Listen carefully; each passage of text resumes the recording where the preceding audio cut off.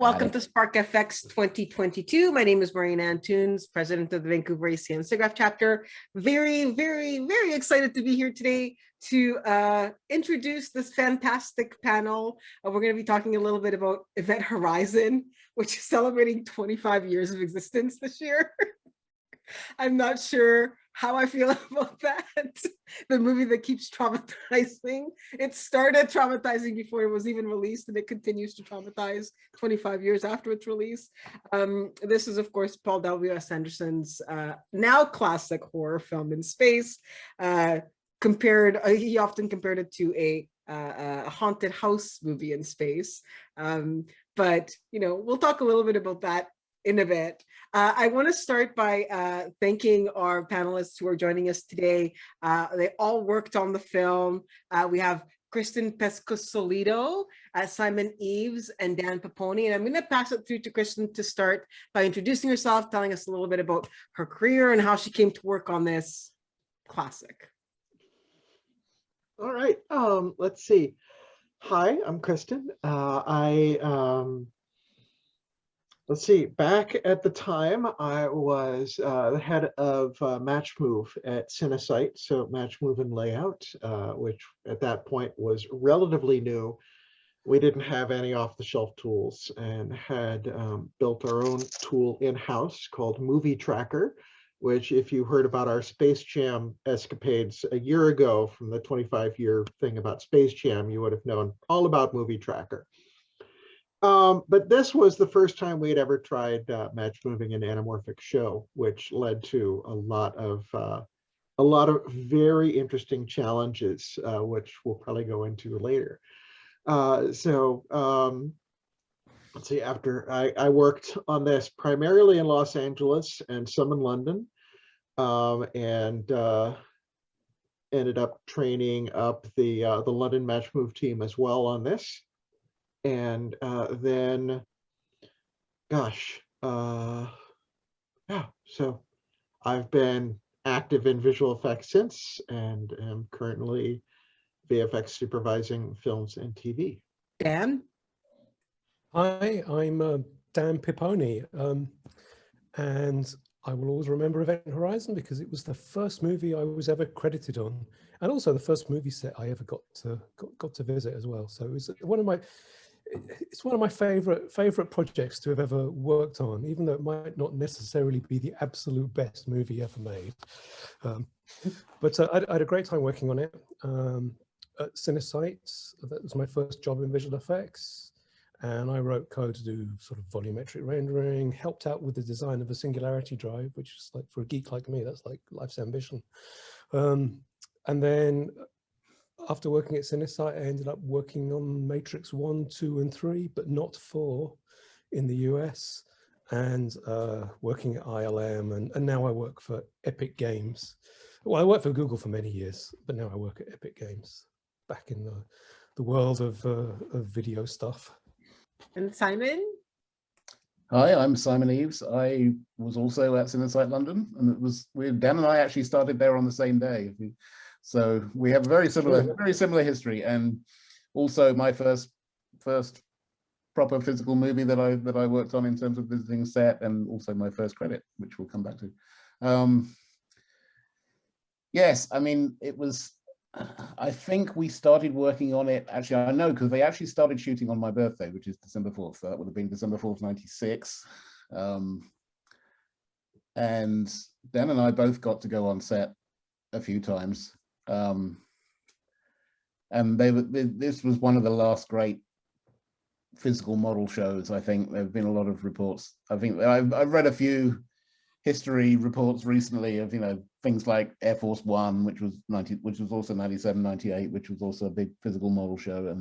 But I think this was certainly one of the last ones that really happened in the UK. And they built so much stuff. The spaceship models that they built were just incredible, huge models. We've got some pictures here that I can flip into. That's the main Event Horizon model. That model was literally 25 feet long, and that's obviously one of the finished shots. So all images, copyright 1997 Paramount Pictures and 2022 HBO Max. and obviously the Jupiter background was CG that we put in. And then Dan and I both worked on, I can skip through some of these images, but Dan and I both worked on some cloud rendering stuff. What we did when the event horizon gets close to, when the Lewis and Clark, which is the rescue ship, gets close to the event horizon, they're inexplicably in clouds, which is, you know, quite how they're in geostationary orbit around Jupiter and yet in clouds still. We don't really know, but there are a lot of physical liberties taken on this movie. Clouds, all these clouds. Dan wrote a volumetric renderer that he can talk about.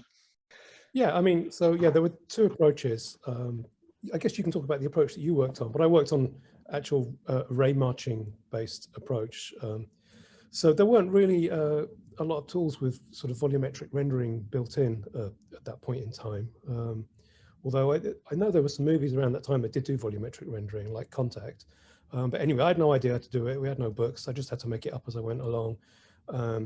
We weren't even using RenderMan shader, so I just basically wrote a bunch of C++ code. I think I probably used one of the standard fractally type things to define the cloud, and then figured out how to ray march through it. Wasn't sure how to do any of the lighting or anything.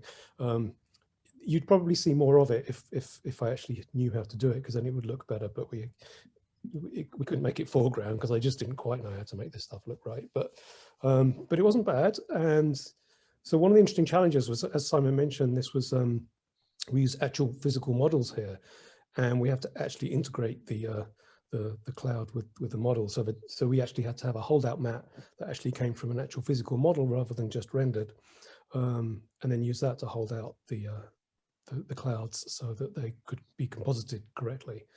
And these days, the stuff I did, this probably take about 1,000th of a second on a GPU today, but I don't know, it's probably like about 30 minutes a frame for this kind of, and it's just wispy cloud, but so much computation because you're marching along every single ray with probably like hundreds of steps. It just took forever on an SGI. This was back in the days when our desktop computers were SGI Indigo 2s, which had single core 200 megahertz 32-bit processors, right? And like 256 megabytes of RAM and a 9 gigabyte SCSI drive. And it probably like cost $40,000. It's an SGI and you think, oh, it's got special graphics hardware, whatever. No, there's nothing that helps with doing ray marching whatsoever. Nothing for ray marching, no. OpenGL maybe, but yeah. But yeah, it did work. I seem to remember having a hard time with the TIFF files I produced because no one can agree which way up TIFF files were, because I delivered all these to the compositor who's going, this isn't going to work. It doesn't look right. It doesn't fit together. Well, it was just upside down because TIFF files are really hard to get. 25 years later, people still get that wrong. So yeah, okay. I don't know how it is these days. I figured everyone solved those problems. Literally, at least you weren't writing out in like Fido or Cineon at that point. No, I just write straightforward TIFF files, but they're not straightforward, it turns out. So anyway, so I thought the whole thing was going to get rejected because nobody could make it work. It's just upside down. That's great. Yeah, and then Pat Conran and I wrote a different cloud renderer, which was just sprites, really. Sprites rendered in three-dimensional space. You'd sort them back to front and just render them and splat semi-transparent sprites, all just written with OpenGL, I think, probably at the time. I don't think we made any attempt to do any fancy volumetric lighting. It was just direct lighting and maybe did it? I don't even know if it did any kind of shadowing from the light. It must have done, otherwise it would just look stupid, but it's so long ago I can't remember. I'm curious, were you guys working on this while they were still shooting, or was this all done in post-production after the shooting was complete? I don't remember. I mean, back then production schedules were pretty short, much shorter. I think we probably started working on it probably October-ish, 96, and in terms of pre-production stuff. But I don't think I worked on it at the time. I think we were probably still all working on Space Jam at that point, because Space Jam was released in December, right? I think, Cristin.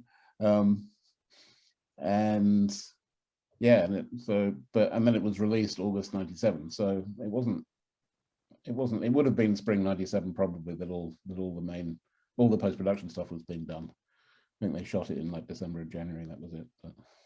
So Simon, when we working down at Pinewood Studios during the shooting, and I think we probably were back in Soho at Cinesite afterwards for doing all this work. I think that's what Yes, the happened. shooting was all at Pinewood, yeah, and they took up a huge amount of Pinewood. They filled the whole, let me skip to it. Well, the Bond stage, this whole, all this stuff, the containment room or whatever they called it was built on the 007 stage at Pinewood, which is one of the biggest sound stages in the world still at the time. I don't know, maybe there are bigger ones now. I think there's one at Cinecittà in Rome that's bigger, but yeah, they used 7 stages at Pinewood, which was like all of it.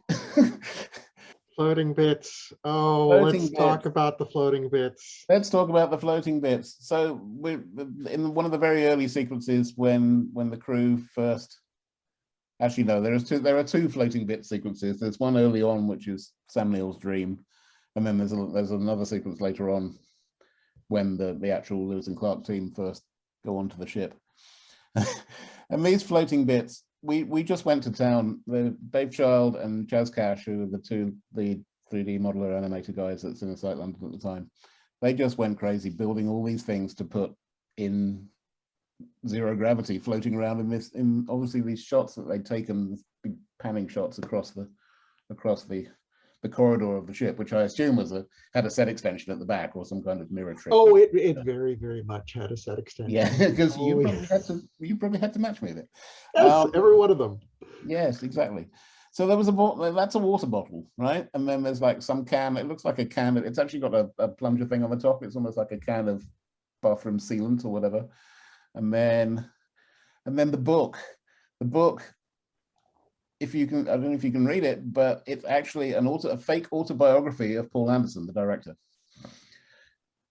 Somebody thought that was a clever idea. And then the watch, the Omega Seamaster, I think, that was a model of the watch owned by Kim Libreri, who was the boss of Dan and I at the time. He was the head of R&D at Cinesite London. He's now head of R&D at Epic Games, and so Dan is working with him again. We've all been friends for 27 years. So yeah, that was Kim's watch. Kim apparently has a tradition of arranging for 3D models of something that he owns to be in most movies that he works on. Let's go. Yeah, these corridors were more corridors. Yeah, Cristin, do you want to talk about the match move stuff? Sure. Let's talk about these corridors. I cannot remember exactly where our practical and CG extension began. I believe it was right after that doorway, off to the right. Mm-hmm. And in the darker shot that you showed earlier, I think it was right after the darkened floorway area. But these were super challenging because anamorphic lens distortion is completely different from any kind of spherical lens distortion. It's a lot harder to map. You want to explain what an anamorphic lens is? Sure, an anamorphic lens is it's a really great idea. It takes just a regular white image like this and then puts it through a squeeze on film. So it comes on film, it's square, but then when it's projected, it's unsqueezed back out to your nice rectangular, 1:235 aspect ratio, or I cannot remember what this was shot in, but it's very close, 1:2.2 or 1:2.3, I think, just looking at it.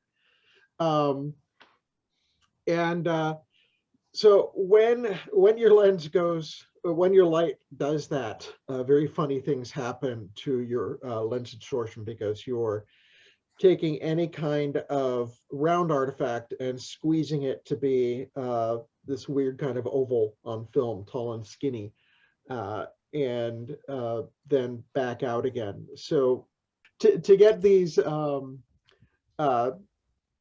squeezed images back out, you really have to pay attention to how that light gets bent, and everything changes the more you get further away from the center of the lens, and they change at a very different rate on an anamorphic lens because everything's been squeezed to get onto film. So it became super problematic, and a lot of the times we just couldn't figure it out.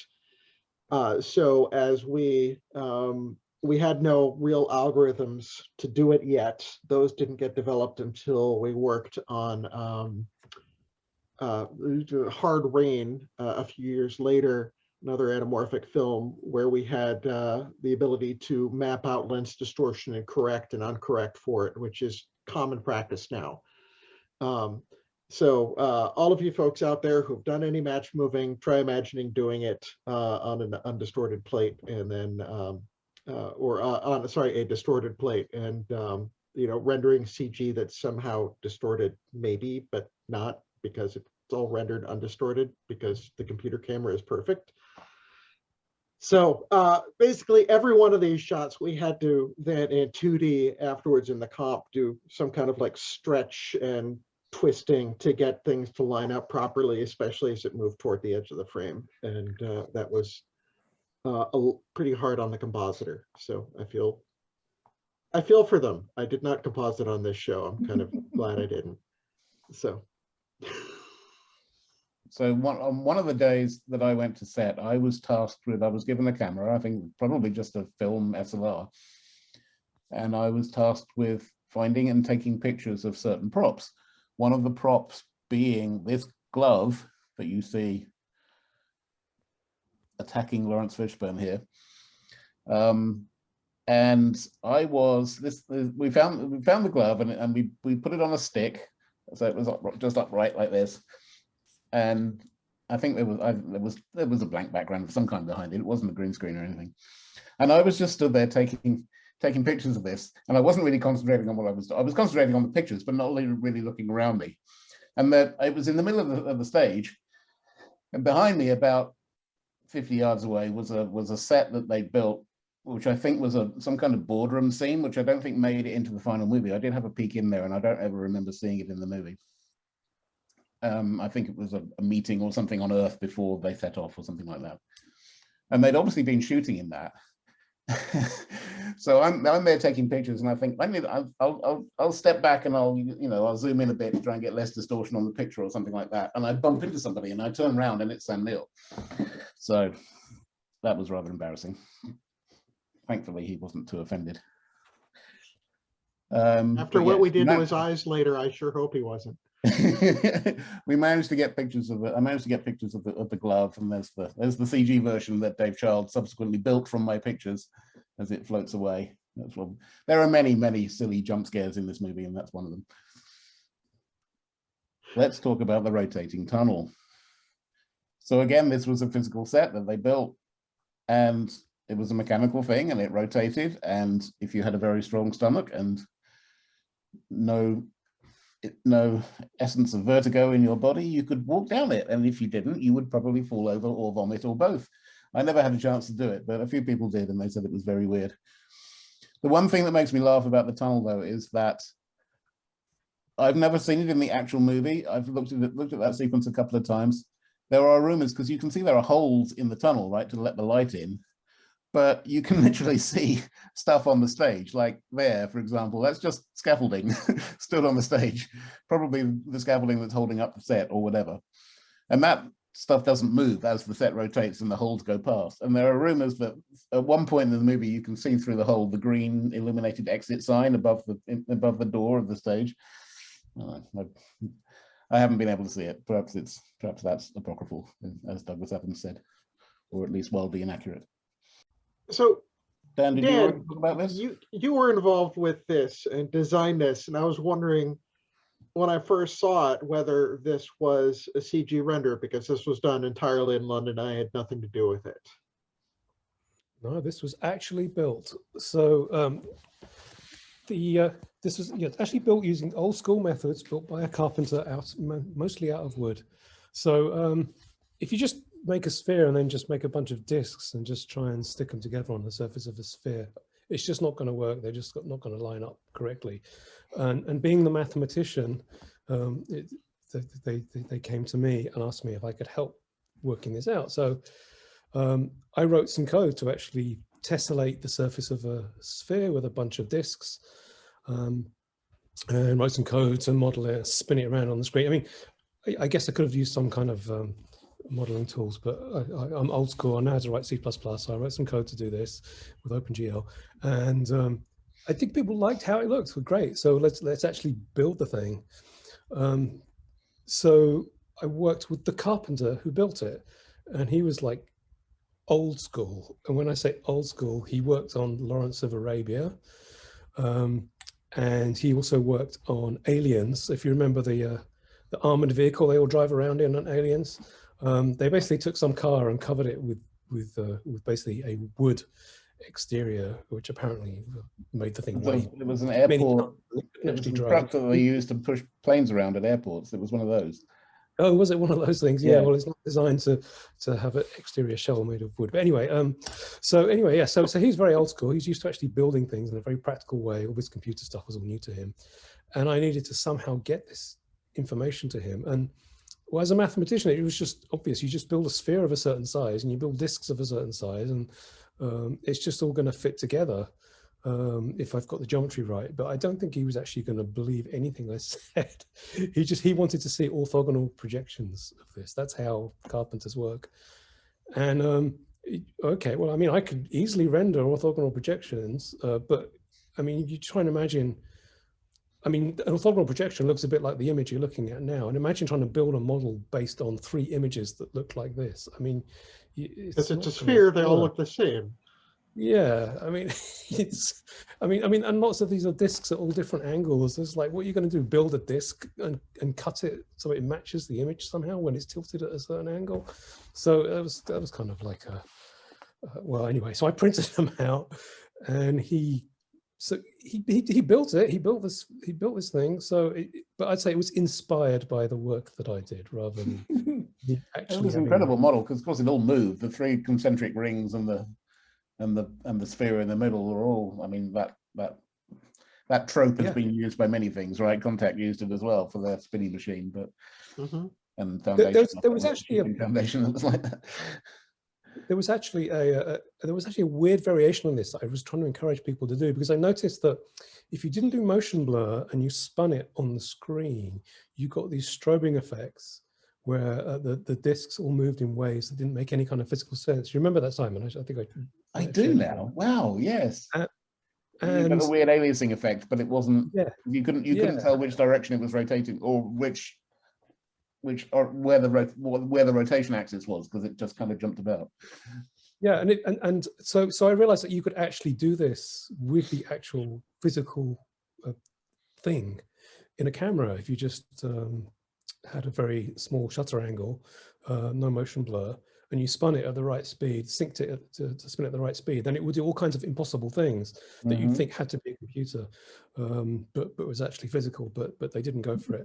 But I did notice when I was at the Exploratorium in San Francisco, they do actually have some 3D models that spin with a strobe light that do exactly the kind of thing I wanted. So I got to see that you can actually do this, but nobody was buying my story at that time. So oh well. But anyway, I've as a geek who grew up watching Star Trek and whatever, the idea of working on a singularity drive is just completely awesome. So this was like one of the things on my bucket list. There we go. I helped to design I helped to inspire the design for a singularity drive. So. Oh no. Oh, the eyes. So not only had, from a match moving standpoint, not only had we never done anamorphic before, we had never done object tracking, which is after you develop the camera track, then you create a CG object that then moves with the character. So because we had no tools to possibly do this, we did it the hard way around. We tracked 2 backgrounds when needed. So if the background was CG, we tracked that. And then we tracked the face as if we had a camera rig stuck, 4 feet out from their face and moving with their every move,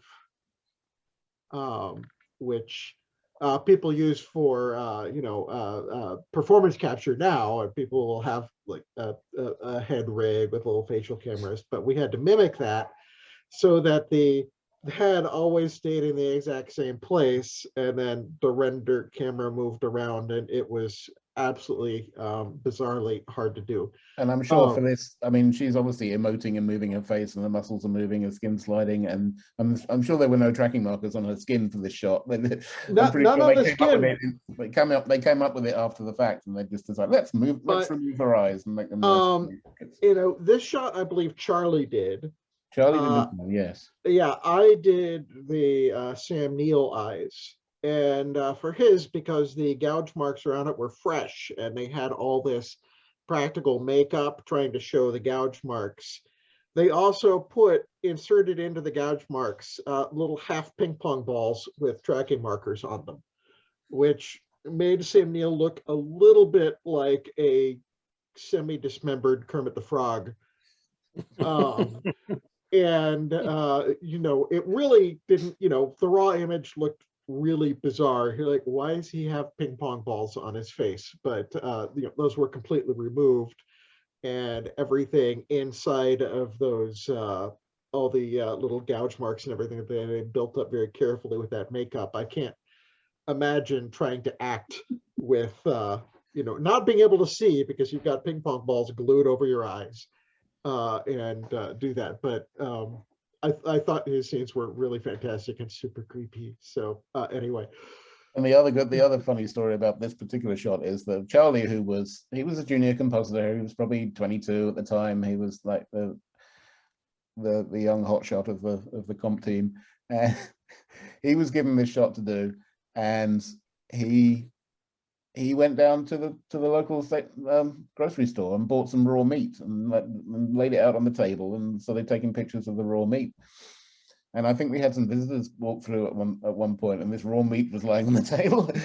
And whoever was giving the tour to the visitors apparently had quite an interesting time trying to explain why there was a steak lying on a table in the compositing suite. Yes, and Sue, I think, worked on the Sam Neill eyes, Sue Rao, who joined us last year, and she told me that to help build up that veiny texture, they scanned in cabbage leaves. That sounds right. And combined the Charlie's meat texture with cabbage leaf texture, and then we mapped it on the inside of a kind of a messy inside of a sphere.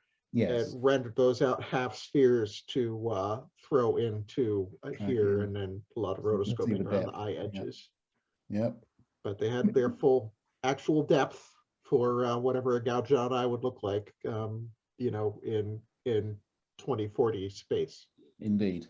Outside of large planets. Let's go to the Corpsicle thing. And then... Anyway, the eye shots gave me nightmares for a while. How long did it take to do these eye shots when you didn't have basically the technology that you have now that you can do it quickly? I think I was working on one of the Sam Neill shots for about 2 weeks before we figured out how the technique we were going to use. And so then we handed all the rest off to other folks to work on. But yeah, that was 2 weeks just staring at Sam Neill's face every day for 8 to 10 hours a day, with ping pong balls and gouge marks. So yeah, fortunately I didn't have to look at the raw meat all the time. I just looked at the ping pong ball version. But I got very familiar with Sam Neill's the scrapes that they had put on his face. So poor Ed. So Ed Hawkins, one of the senior compositors, he was tasked with the Burning Man sequence, which is Lawrence Fishburne's nightmare dream of a crew member on a previous ship that he had to leave to get burned to death to save the rest of the crew. I think that's the story. So the ghost of this crew member comes back to haunt him, and Ed was obviously, the actor was all made up with the slimy stuff, but then Ed was tasked with compositing all the flame elements on top. I don't know if we shot those ourselves or if we got them from a library or whatever, but there were there were 5 or 6 of these shots, and it was Yes, I remember him struggling with, well, not struggling, but you know, it was another one of those labors of love where. Yeah, and Yeah, I mean, there's even a small shot of like flames underwater because that was like Yes. a Oh, big well, deal. that was the fake legs. Yeah, there's the shot later on where you see the legs of the Burning Man walking through, but they were fake legs on a rig that they were just kind of plonking through the water, and with I guess gas. If they were fires, if there was there fire under? No, how did they do that? I don't know. But yes, there were several different rigs. It was a fun sequence anyway. Yeah, this was done before any kind of easy warping or facial deformation tools. So each one of these was probably corner pinned in place. Yep. Lots of little pieces. So the Corpsicle. So this was nothing to do with how we worked on it, but this is another amusing anecdote that I've read.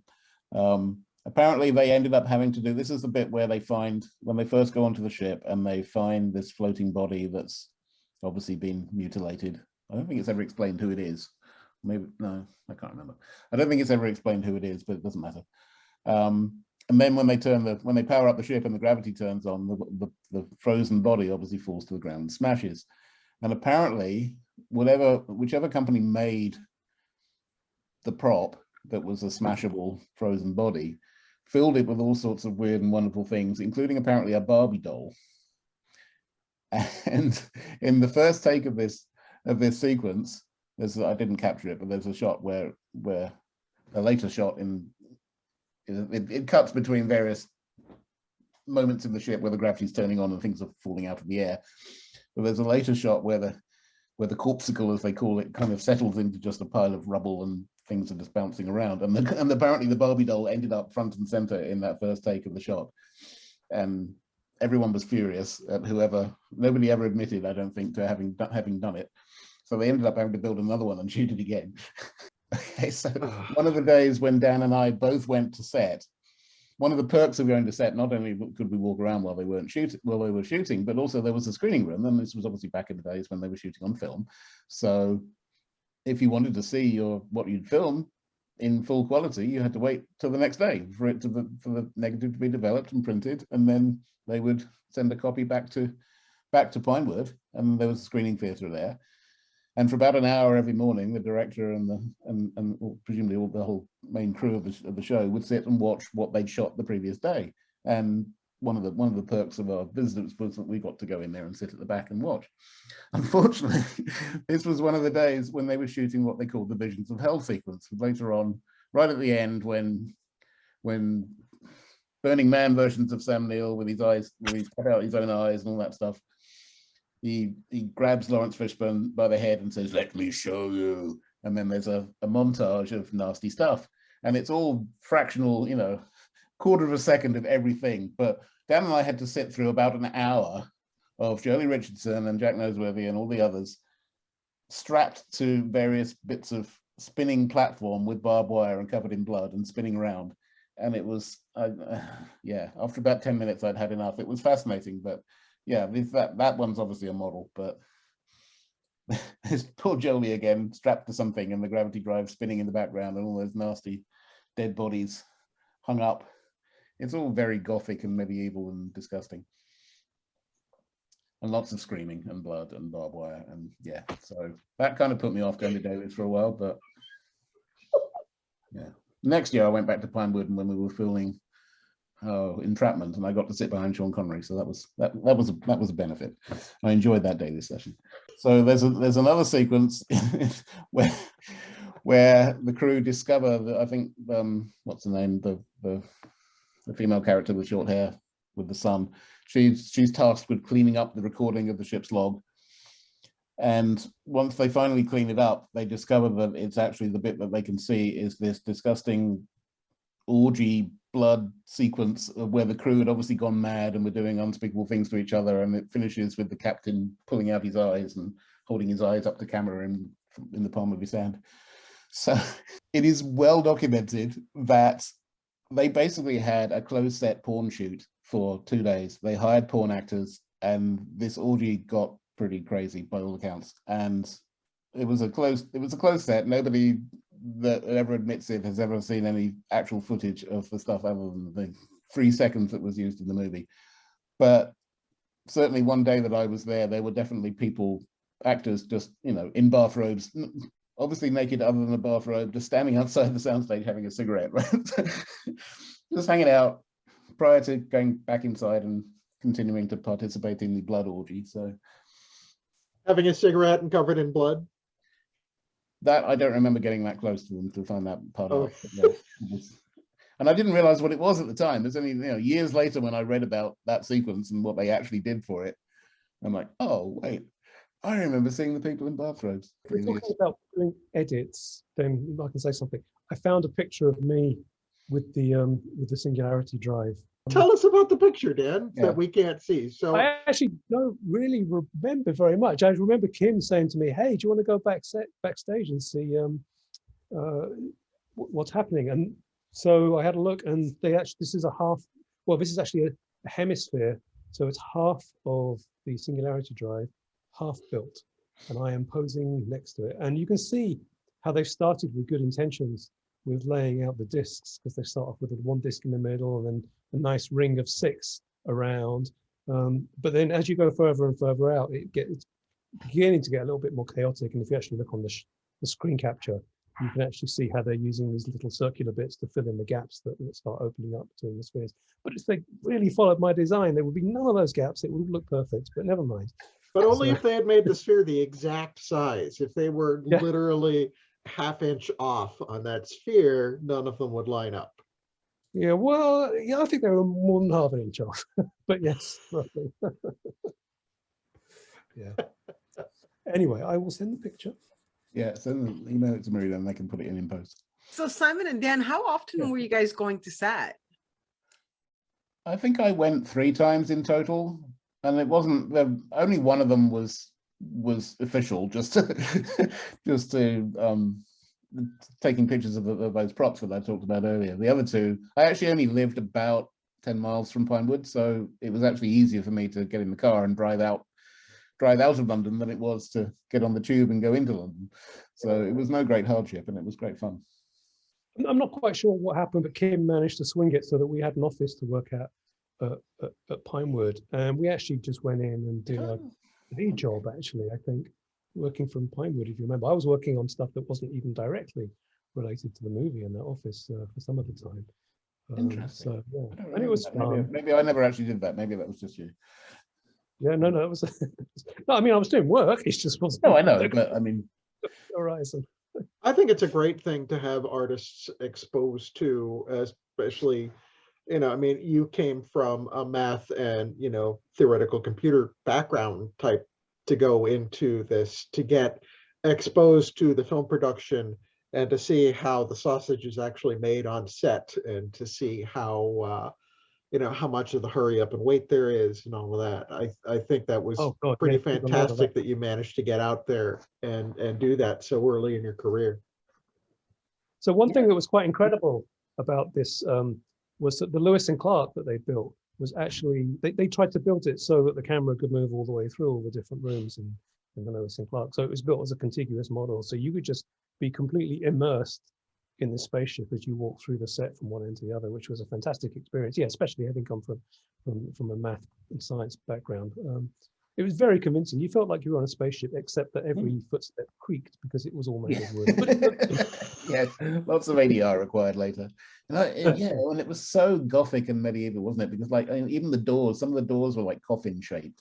Like, that's so weird.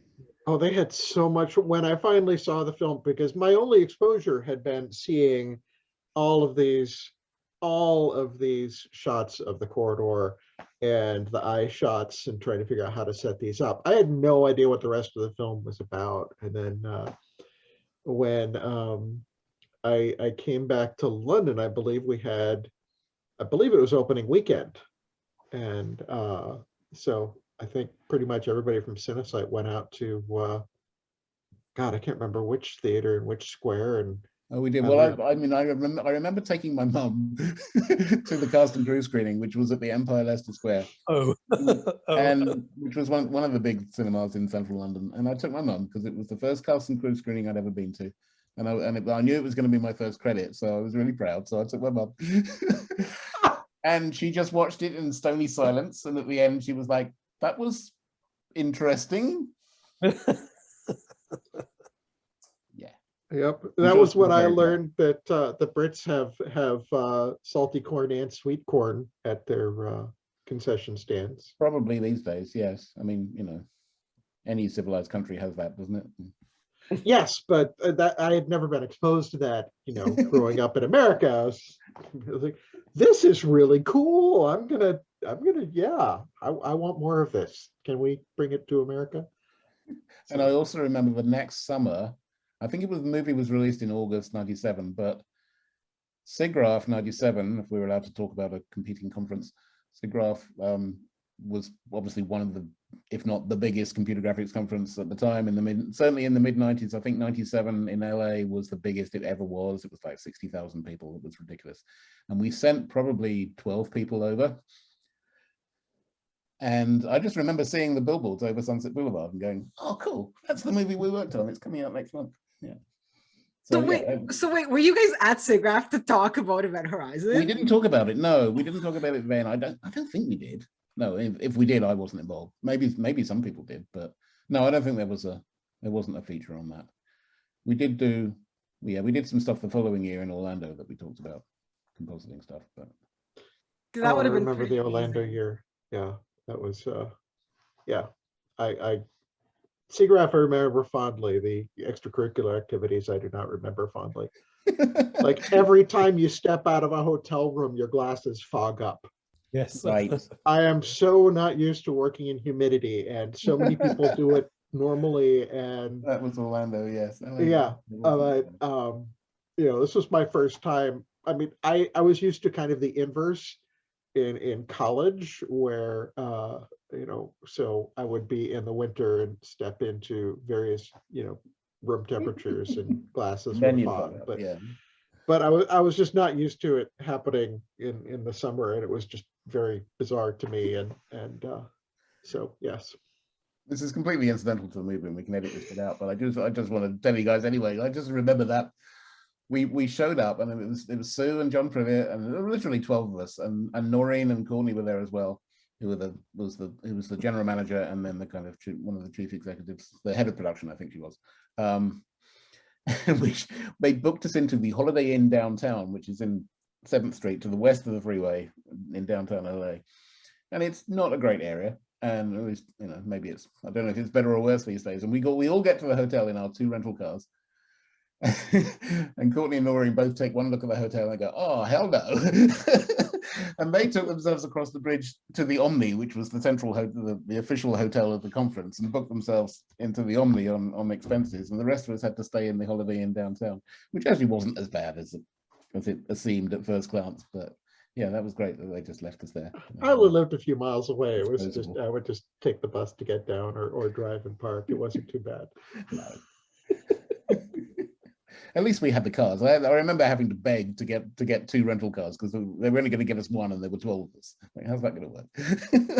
That's running 3. But that was a shifts fun. That was a fun SIGGRAPH. It was all downhill after that.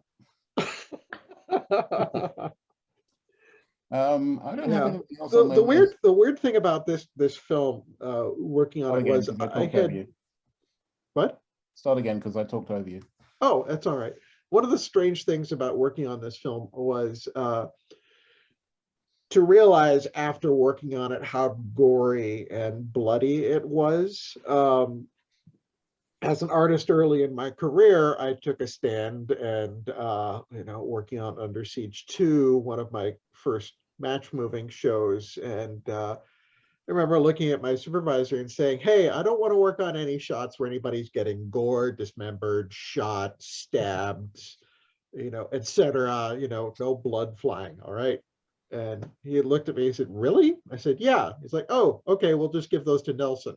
So Nelson Sepulveda, who is VFX Soup now at ILM, who he and I had started at the same time at Cinesite.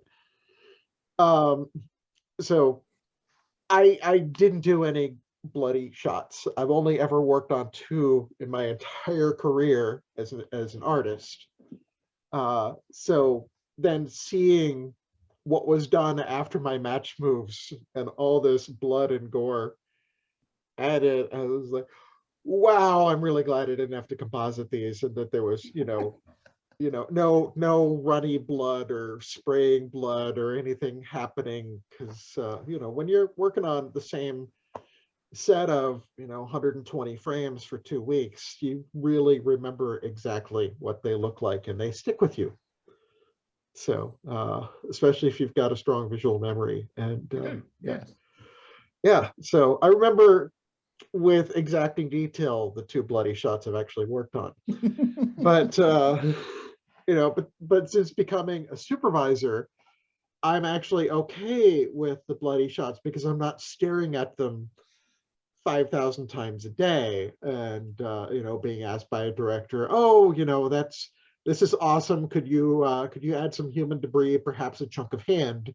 And like, sure, we can do that. And I'm just really careful to ask all the artists on shows I'm working for, like, hey, there are going to be a lot of bloody shots in this. Are you okay with that? Because if not, we can assign you with non-bloody shots. And I just want everybody to have that choice as an artist, because it can be, it can be a little traumatic looking at these finished shots again and again and again. So, but yeah, that film definitely surprised me once I saw the screening of how over the top. I was like, this is a horror film. I had no idea it was an actual horror film. I thought it was like space suspense or something. No, this is.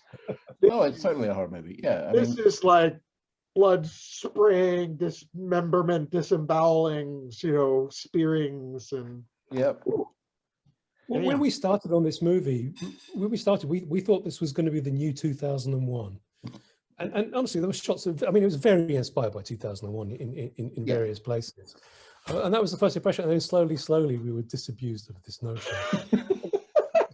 Especially when you go on set and you look overhead and there's like an eviscerated corpse hanging from the ceiling, if you remember that, Simon. Yes, exactly.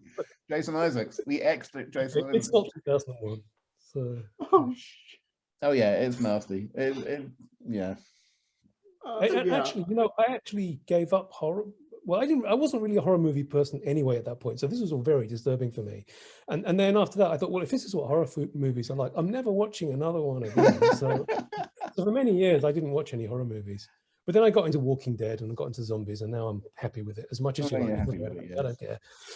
but I'm okay with horror movies, but fast zombies have got to stop. There's no such thing as fast zombies. No, sorry, no fast zombies. No. The brain is degraded. It's. Once you start degrading nerves, the walking ability goes away. Sorry, as does the running ability. Reflexes are fast. They don't need a brain. So. Yeah, right. Yeah, you can't stand by just reflexes. Trust me, I've tried. Sometime during SIGGRAPH 97, right? No, after you have a spinal cord injury, you try standing, you fall over. That's just how it works. Good point. Yes. Cristin, I was curious there, because I know that Simon and Dan were in the UK. Were you the only person that was working on the movie in LA? I think I was, because I was kind of acting as de facto match move supervisor for it while in LA. And because nobody in London had used the match move software Movie Tracker before. Kim Library had helped write it, and later on he wrote the lens distortion tools, which were fantastic, but I don't think anybody there had actually used it, because all the match moving for Space Jam had been done by a team in LA. Yeah, and this was really only probably the second big movie that we worked on in London, because London had only been open, I think it opened in '95. And a lot of their very early stuff was mostly 2D. The first night, I think, medieval thing with Sean Connery, that was one of the first things they moved on. And we worked on the first Mission Impossible, but then it was Space Jam, but even the Mission Impossible stuff was mostly 2D. Yeah. London was the compositing was mostly compositing. We didn't really have a big 3D department at the beginning, and then I think, and even for Space Jam, we didn't do that much. Yes, we did. We did the practice gym. So we built up. Yeah, the you 3D did. department, You I know, think, how many but- 100 shots were in the practice gym? That was Exactly. a lot. So that was our first big 3D project, I think. Maybe there were little ones before that, but certainly the first big one, and then Event Horizon was the second big one. Yeah. It's easy Yeah. to forget this is kind of still groundbreaking at the time when it was made. I mean, it wasn't like this technology was something that had been around forever and people have been using for 10 years. Exactly. No, when we sit here talking about, how primitive the early tools were, and you think, as engineers and technical artists, we look back and we go, how could we possibly have been that naive? And yet, Yeah. People just hadn't worked it out at that point. I mean, as we were working on this, I don't know how many minors and major revisions to Movie Tracker got published during this time as we were trying to figure out how to even deal with unsqueezing an image on our frame. So it was certainly challenging as hell because nobody had done this. Nobody had. No, shout out to Tom Asbury and the R&D team. Yeah, it was absolutely fantastic. Bob Eamon and his whole team. I think Rodney Washina, Bob or Tasbu.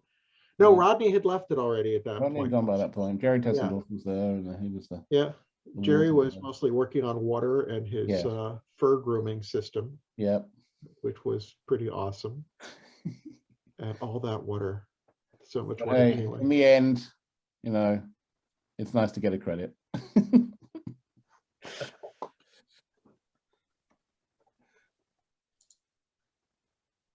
Okay, you can edit. Cristin, I'm curious. Would it have been easier to have you in the UK doing this, or was it easy? I was there for a while, so it did, but I had other shows to supervise in LA. So yeah, I think we met you in London before I ever came to LA. I didn't come to LA till like '98. Yeah. So, and then I was definitely in London for the cast and crew or premiere, because that's when we were working on Tomorrow Never Dies, I think. That sounds right. Yes. So I'm curious, out of there's so many, clearly there's some pretty memorable moments from the making of this movie that you guys were all involved with. What's your biggest takeaway from working on Event Horizon?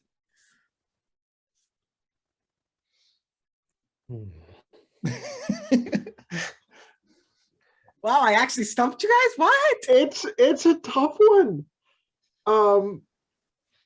The fact that we could bend the technology to do what we wanted at the time, given our very limited computational power, I think was a huge win. The compositing package was out of the box Cineon, but I have no idea what other 3D packages were used, but to animate and build anything else. Alias Power Animator at the time. It was before Maya came out, so it was all Power Animator. Yeah. Power Animator. I don't know if London used Softimage at the time. I don't think we did. No. Yeah, because Softimage was the first one commercial package to have IK. I know that, but but it was all Power Animator with the standard, rasterized renderer. There was no ray tracing or anything. It was all CPU render. No, and remember that. Unless I wrote it. Apart from the bit that you wrote, yes. But yeah, I mean, this was, our render farm. I mean, big companies these days have thousands and thousands of processors in their render farm, right? And terabytes of memory and whatever. Our render farm was 2 machines, both of which had 16 single core processors, and I think 2 gigabytes of RAM for the whole machine. Sounds about right. And that was like a 200,000 pound machine, and we had 2 that were roughly similar. One was those were what challenges, right? Yes, we had 2 challenges. One was called Annika, which is a reference to a 1990s British game show that hardly anybody will get, and and then there was a bunch. We had very funny machine names. I think the newer render machine was called Liberator. That was a Blake 7 reference. That's right. And there were a bunch more Blake 7 references, and then there was a whole series. I think I said this last time. Pause for edit. We had a whole sequence of machines named after prescription drugs, so you could say, "Where's so and so? He's on Prozac." Yeah. We also our our desktop machines also became part of the farm, did they not? They did at night. Yeah, we had a Mhm. yeah the oh, what was it called? Oh man, I can't remember the name of the queuing Was system. it Cineq at that point? No, it was a commercial one. Cineq might have predated, but it was I can't remember. Sorry, edit required. I can't remember what it was called. Danny Smith and I put it together, and maybe we only used it in London. I don't know, but yeah, we did have a queuing system that would kick in on the desktop machines overnight. But yeah, none of these machines were very powerful. Yeah, LA had a much bigger office and a much larger render farm. I think we had 4 of the Challenges and a couple of Onyxes. Mm-hmm. So, you know, some of ours were named Space Jam. I think the main 3D server was called Smallberries after Buckaroo Banzai. And let's see, the Onyx I worked on mostly at that point was Hockney, because a lot of the machines were named after artists. Yeah. The Indigo I used was Cezanne. My Indigo was called Pizza for some reason. I don't know. Once when SGI came out with the O2, we named all of them after breads because the thing looked like Because it looked like a toaster, exactly. So, you know, someone's on rye, someone's on whole wheat, someone's on bagel, someone's on, Nice. It's kind of amazing. Pop-Tart. I think we're getting off topic. Yeah. Well, but I think it's kind of amazing that even after the long days and all of the hard work, you guys still had a sense of humor. We did. Yeah. And then we go to the pub and get drunk. Yeah, at one point I was working on stuff, and because I was remote logging into London most of the time, and probably racking up huge internet bills for Cinesite doing this, but you know, so I could get the data files back and forth. And at one point I noticed like Sue Rao, who was compositing, was working really late. So I popped up a few messages on her machine, and she immediately messaged back, "Wait, what are you doing on my machine, you cheeky little minx?" And because she's from Wales and that's how she speaks. yes. So yes, from then on, I introduced myself as the cheeky minx whenever I was talking to Sue. I can't believe that you were logging in 1997. Like, I remember dial-up in 97. It was terrible. We had a T1 line or something, I think, but that's all it was. It wasn't very big. And we certainly had a VPN between the two sites, but it was it was slow, but it worked. It worked, exactly. And it was we could transfer images very slowly. We could transfer text real time. So text in real time. Yeah. Woohoo! Yeah. You know, I wasn't like logging in and viewing the image like on a Teradici. It was like, no. No, I remember because our code repository, our version control system, I think it was it Perforce that we used at the time? Or Clearcase. Clearcase, that's right. Clear. And it was the multi-site, the very expensive multi-site Clearcase license, and it was set up to sync the two repos, right? So if we made changes, it would appear the next day in LA and so on. Yeah, these days everyone just uses GitHub because it's much easier. Yes, I don't remember any accidental weird pushes, but I do remember coming from London to LA. But I do remember at one point we broke Movie Tracker and Charlie was on the phone, you know, calling Cinesite LA at, you know, probably 3 a.m. Los Angeles time. It's like, hey, this isn't working. We came into voicemails and it's just like, all right, okay, Tom, can you revert that and say, yeah. Cool. The problem with, you know, one code repository for two countries at 8 hours apart plus. Yes, indeed. Simon, Dan, do you guys have any anything that you take away from working on Event Horizon? Dan, you go first. It was just incredible to work on set. I mean, the amount of detail that goes into building the sets was just astonished me.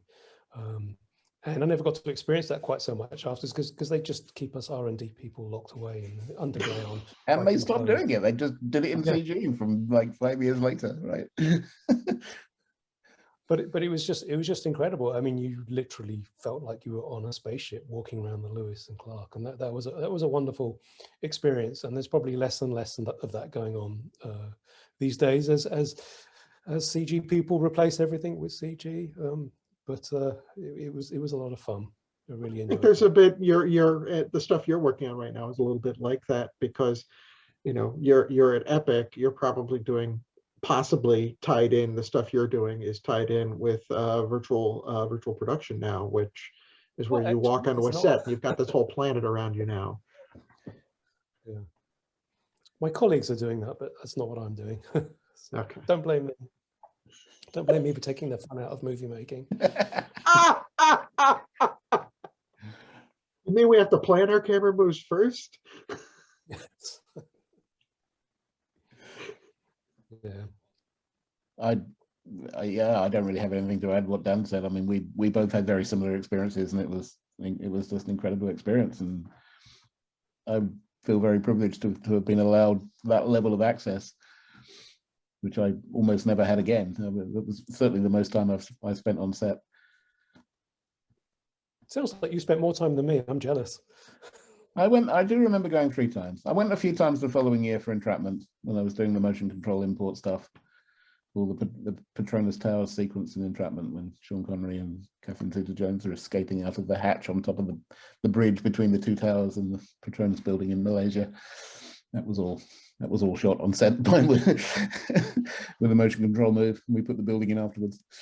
So yeah, I wrote, do you remember me writing I think you'd left by that point. I remember deriving the mathematical model for the Mark Roberts Milo motion control rig, which was an excessively complicated mechanical arrangement. So I really had to dig deep into my high school geometry to get that right. Yeah. And it was, yeah. My head just exploded a little bit. Just a little. One of the advantages of being in layout at that point / match move was I was on set a bunch, taking so many reference photos, typically only for a day or two, but there were occasional sequences where I was there the whole time later on. So, but and I had 0 on set for Event Horizon. Because you were in another country. I was in another country, and indeed, yes. Actually, I got to do it again in 2000 for Band of Brothers, the Tom Hanks, Steven Spielberg World War II miniseries, because they shot all that, and we did a bunch of that, which again was models and motion control. And there's a sequence in episode 5, I think, where the main character is on R&R in Paris after a nasty experience, and it was all. He's in a cafe and you can see the Eiffel Tower in the background, and that was all fake. It wasn't, I don't think we did a particularly good job of that. It was a bit weird. Lots of backgrounds kind of doing that. From a match moving point of view, Cristin would have been horrified, but yes, it was fun. And that's where I had my second famous celebrity collision after bumping into Sam Neill. We leased out an office in the floor above. Do you remember this, Dan? To the production of Band of Brothers, and then I go to the bathroom one day and I go to leave the bathroom and I reach for the handle and the door comes crashing inwards and hits me in the face, and it was Tom Hanks. Okay, that's after my time. Yeah. I don't remember that. Ouch. So yeah, Sam Neill and Tom Hanks, my 2 celebrity collisions. One thing I remember from the set is that blood wasn't the color I expected it to be on set. Oh, so that gets fixed in post. I think it's just because it's all like it's kind of there's some standard therapy type thing they use, right? It doesn't smell. It's not natural in any way, so it doesn't go off. But it was like more purple than red. It's interesting. It was kind of less disturbing to be in among. Well, it depends on whether it's arterial blood or blood from a vein. It could be actually. I thought you were the one that didn't work on any of the blood shots, Cristin. I didn't work on the shots, but I supervised some later on. It's like, okay, well, which blood do you want? As I'm working on, teen horror films and whatnot. Like, okay, is this too red? Oh, you want more venous blood? Okay, sure, right, we can do that. Hue shift. It should be a slider, yeah. Well, that was so much fun, and you guys had such great anecdotes and some really good insights into the technology. Because I mean, I think it's easy to forget, like you forget that this was 25 years ago and things were so much different then than they are now. Oh, and we didn't even have real-time playback on our computer monitors. What? oh wow. Well, In order to maybe 1K. preview stuff, we Maybe sent 1K it. if you were lucky. Yeah, for the most part, in order to preview stuff, you sent it to an abacus, which was basically a frame-by-frame DVR. Yeah, and even And that then was you just standard def video, right? So it was Yeah, NTSC that was 720 by NTSC, 486 or yeah. whatever it was. And that was, so that's how you were checking your match moves and everything. You would write it out there, and then you could get your 24-frame playback. But with the match moving on a little 512 image, you could get maybe 18 frames a second. But yeah, so So the whole process, like when you were trying to do the match moving, like you would actually, it's in front of your computer, you do whatever it is that you need to do, then it gets rendered out. Like how long does that process take before you actually see if it looks good or if you have to go back to tweak some more? it could be as much as a half hour from hitting the button and waiting to go see it. So did you just get up and get some coffee or? Well, no, you'd start work on another shot because it would do that. Part of that it would do in the background. Okay. The long part was sending it to the abacus. The short part was actually generating the frames to send a disk. Okay. And one thing that made Movie Tracker very different from all of the common solvers now is it only used 4 points to do match moving. And all the calculations were on the fly. So there was no, sit there, bake, try to 5 points, try to find correlations, try to triangulate, try to build a camera move from that. Every frame, if you could just sit there and you could grab one of the control points and nudge it, a quarter of a pixel, 100th of a pixel, even if we needed to, and get the camera to snap back in place, because you would just see that happen instantly as it was doing it. Kids today don't know how lucky they are. Well, the nice thing is, you could get an instant solve, and you could match move track shots that you can't do now, because you could make it up by just grabbing 4 points and manipulating them into the way you think it's supposed to go, which is how we did several shots in Space Jam, because you didn't see enough markers. So if you can't see, even today, if you can't see, a few markers, you're dead in the water. So we could make do with fewer markers and wing it. Yep. Yes. So you actually had a little bit more flexibility. A little bit more, but it was also a lot more manual labor intensive. So there was very little automation in the camera solve. Yeah. That's still, to me, it's all like mind-blowing, because you watch the movie now and it still holds up. Like it's still, I think somebody else had said this, like the practical effects tend to hold up much better than a lot of the early digital effects. And the fact that this has so much practicality mixed in with just like enough of the oomph of the digital, I think is what makes it age so well. And I think it's why the movie has found a new audience over the years that it's been out, because it doesn't look as dated as some of the other stuff that came out even after that, that's like mostly digital. So I mean the fact that you guys did all of this 25 years ago and it still holds up is a win. I mean, you look at the pictures I showed earlier of all those objects. I mean, it's obviously very primitive CG rendering. There's no global illumination or ray tracing or ambient occlusion or any of the stuff that's been developed in the last 20 years. It was all just direct lights and put the camera in the right place and good modeling, good texturing, but the lighting is very primitive. There's a shot right at the beginning of the movie where there's like an asteroid comes out of the sun and zooms past camera, and you end up on that shot of the first shot of the event horizon. And the asteroid, it's very obviously done. It looks totally kind of 90s Babylon 5 light wave 3D level CG, and then but then it cuts to the model of the ship, and the ship looks real because it was real, because it was a 25-foot long model that 10 people spent 3 months building.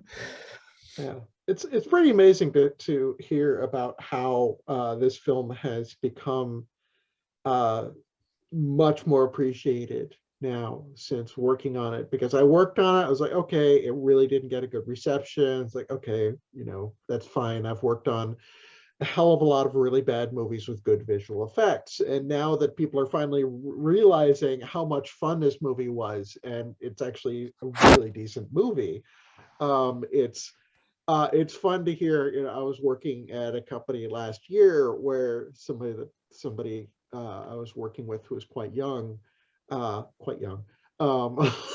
looked happened to look up my credit list. Oh my God, you worked on Event Horizon? That is my favorite film. Oh, that is so awesome. It was like, cool. I mean, you know, I just happened to be in, you know, at the right company. But you know, I've worked on a lot of films that nobody's ever going to mention again, and I'm fine with that. But Event Horizon has really built over the years, which I think is the making of where the sign of a good film. You know, even a great film, because if your audience keeps appreciating it more and more, that just shows how far ahead of the time you were on stuff.